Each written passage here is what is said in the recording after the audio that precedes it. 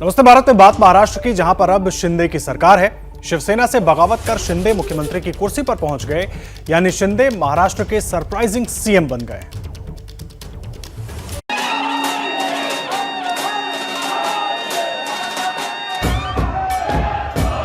शिवसेना प्रमुख बाळासाहेब ठाकरे जी की हिंदुत्व की जो भूमिका है हम लोग बढ़ाने की कोशिश कर रहे हैं।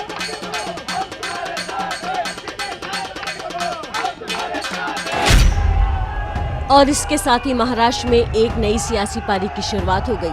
शिवसेना के बागियों की अगुवाई करने वाले कद्दावर नेता एकनाथ शिंदे बीजेपी की मदद से 20वें मुख्यमंत्री के तौर पर महाराष्ट्र की सत्ता पर काबिज हो गए। एकनाथ संभाजी शिंदे। इससे पहले शिंदे ने शिवसेना की नींव ही हिलाकर रख दी थी। उद्धव की अगुवाई वाली शिवसेना से 39 विधायक लेकर गायब हो गए थे। उद्धव के पास बची थी तो सिर्फ कुर्सी, जिसे उन्होंने छोड़ने में भी अपनी भलाई समझी और उनके इस्तीफे के दूसरे दिन ही डबल गेम हो गया। देवेंद्र फडणवीस को मुख्यमंत्री बनाने पर उद्धव ठाकरे इस साल नवंबर में होने वाले बीएमसी के चुनाव में इमोशनल कार्ड खेलकर बीजेपी को शिवसेना की टूट के लिए जिम्मेदार ठहरा सकते थे।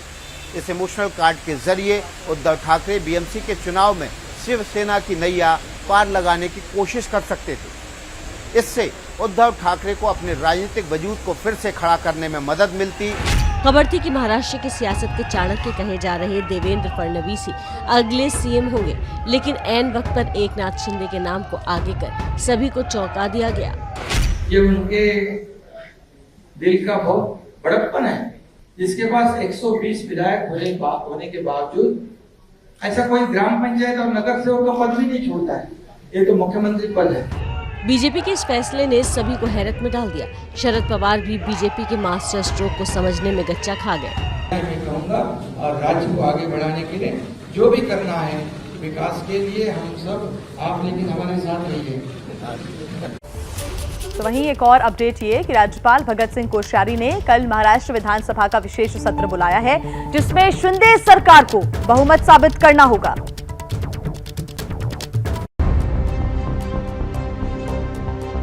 महाराष्ट्र में चल रहे सियासी संकट का दी एंड हो गया। इसका आगाज जितना चौंकाने वाला था, अंजाम भी उतना ही हैरत अंगेज रहा।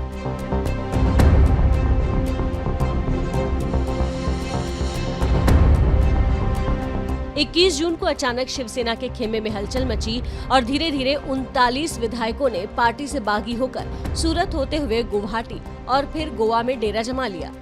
बीजेपी का कंधा मिलते ही इनके हौसले परवान चढ़ने लगे और कल ये बागी गुट महाराष्ट्र की सत्ता पर काबिज हो गया। बागी गुट पिछले 10 दिनों से लगातार ये दावे कर रहा था कि उसके पास बहुमत है, लेकिन फ्लोर टेस्ट अब तक नहीं हो पाया। इसलिए महाराष्ट्र के राज्यपाल ने नई सरकार को कल बहुमत साबित करने को कहा है, जिसकी तैयारी एकनाथ शिंदे ने पहले से कर रखी है।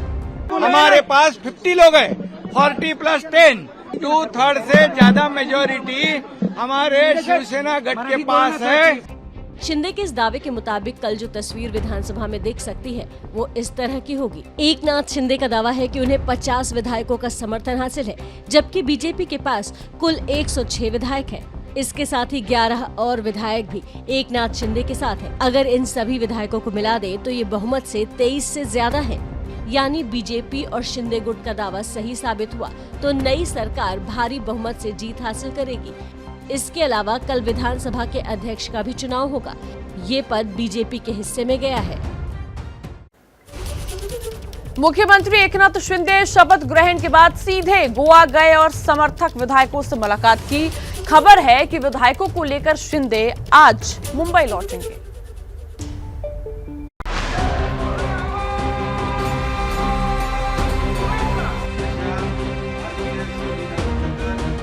एकनाथ शिंदे ने जैसे ही सत्ता संभाली, गोवा में ठहरे शिवसेना के बागी विधायकों की खुशी का ठिकाना नहीं रहा, क्योंकि इसके साथ ही इनके मुंबई लौटने का रास्ता खुल गया।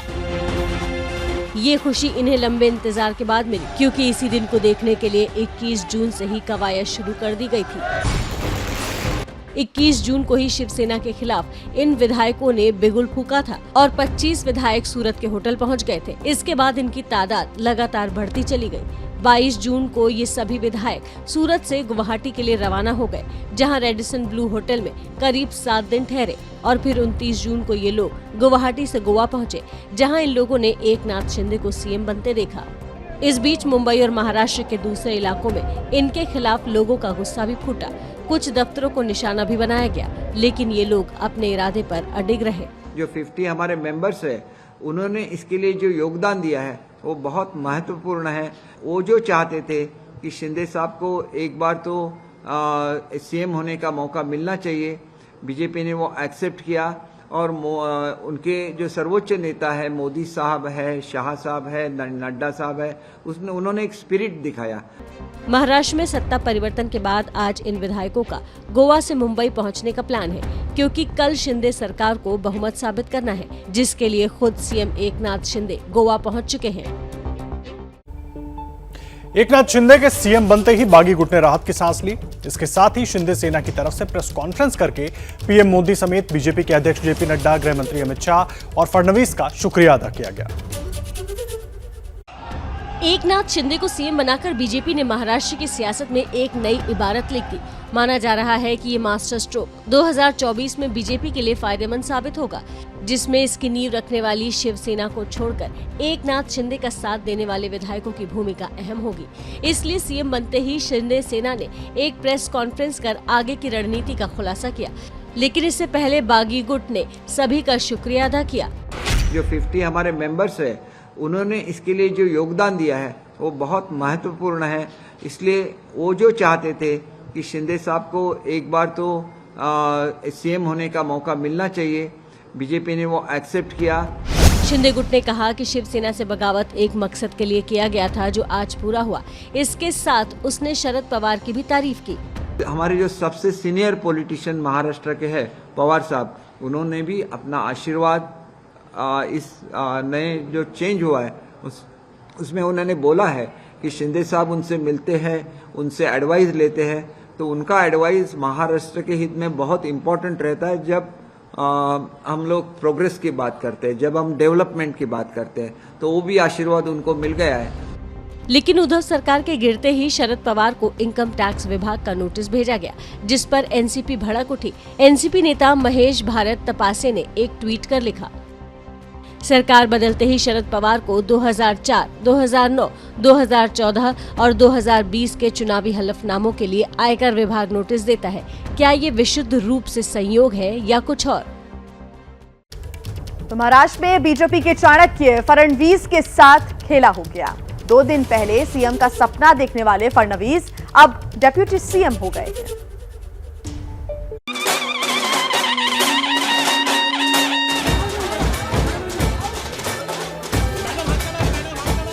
मैं इस सरकार को पूरे तरीके से सहयोग करूंगा। मैं सरकार के बाहर रहूंगा।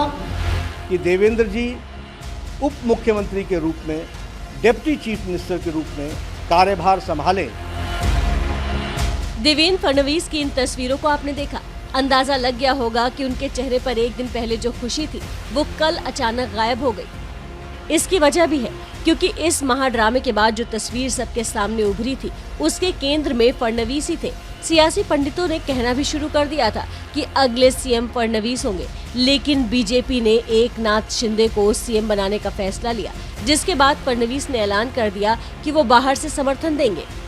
मैं इस सरकार को पूरे तरीके से सहयोग करूंगा। मैं सरकार के बाहर रहूंगा और इस सरकार को सफल बनाने हेतु जो जो चीज करना आवश्यक है, ऐसी सारी चीजें हम मिलकर करेंगे, मेरा विश्वास है। लेकिन उसके तुरंत बाद पार्टी अध्यक्ष जेपी नड्डा ने फडणवीस को डिप्टी सीएम बनने के लिए कह दिया। केंद्र ने इस बात को निर्देशित किया है कि देवेंद्र जी उप मुख्यमंत्री के रूप में, डिप्टी चीफ मिनिस्टर के रूप में कार्यभार संभालें। और फिर आला कमान के इस फरमान के बाद फडणवीस महाराष्ट्र के डिप्टी सीएम बन गए। मी देवेंद्र गंगाधरराव फडणवीस। लेकिन शपथ लेने के दौरान फडणवीस का चेहरा उतरा हुआ दिखा। बुझे हुए चेहरे के साथ शपथ लेने के लिए मंच पर बढ़ते दिखे। इतना ही नहीं, बधाई लेने के दौरान भी वो मायूस से नजर आए, जिसके बाद सियासी हलके में ये सवाल गूंजने लगे कि क्या फडणवीस ने बेमन से ये पद स्वीकार किया है। हालांकि बाद में फडणवीस ने ट्वीट कर अपनी मायूसी को ढकने की कोशिश भी की।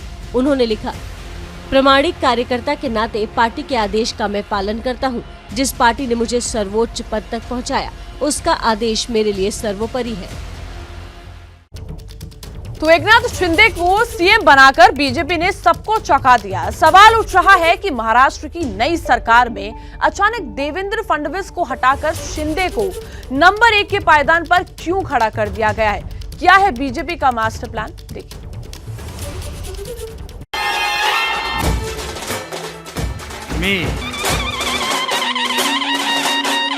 यह निर्णय बताते वक्त उनकी आंखें नम हुई थी।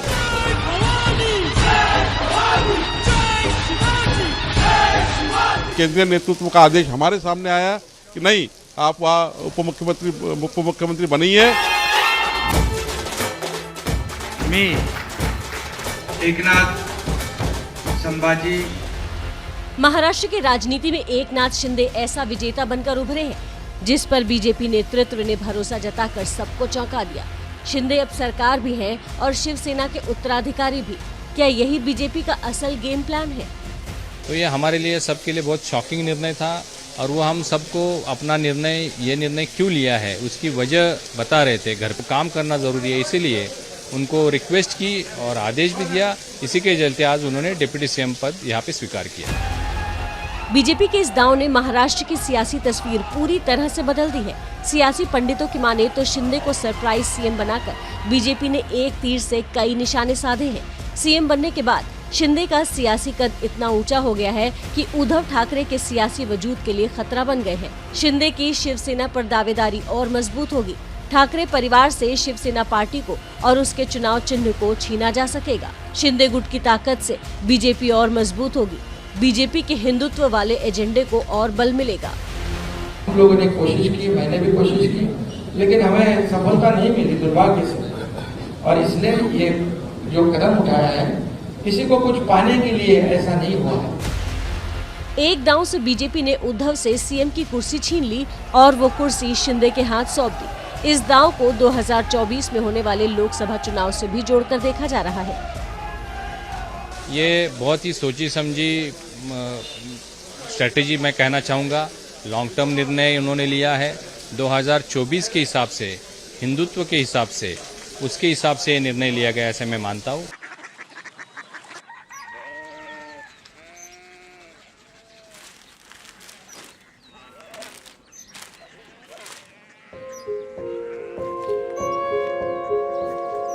बाबा बाबा कोरिया सिटी जानी ना।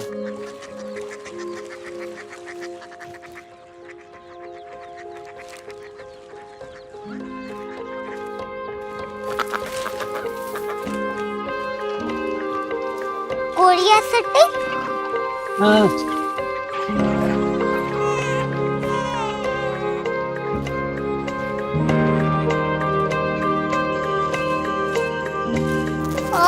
कोरिया सिटी कहाँ पे है? शहर अंग्रेजी लगे हैं।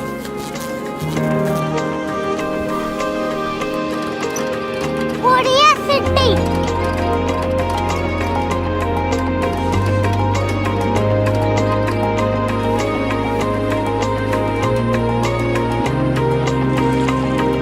वो बहुत दूर है।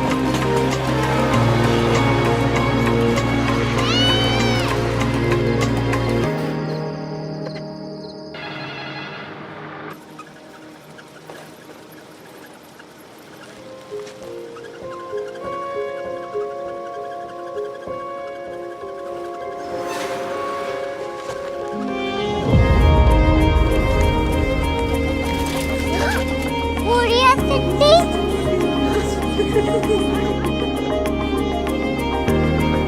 दुनिया कुछ लोग बड़े होते हैं। कोरिया सिटी कहाँ है? प्रोफेसर साहब को पता होगा।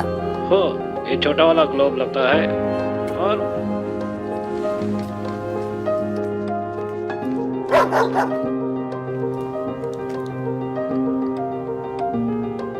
पता नहीं मेरी बेटी से जाके मिल लो, शायद उसे मालूम हो।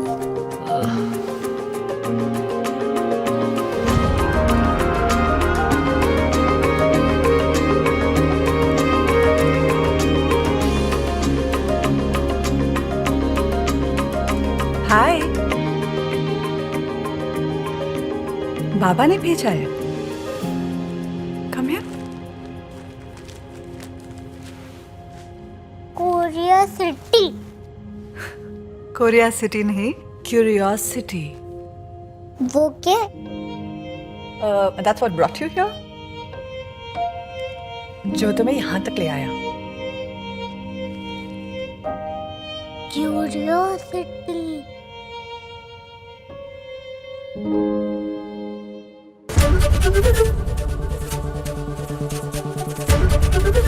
एबीपी न्यूज आपको रखे आगे।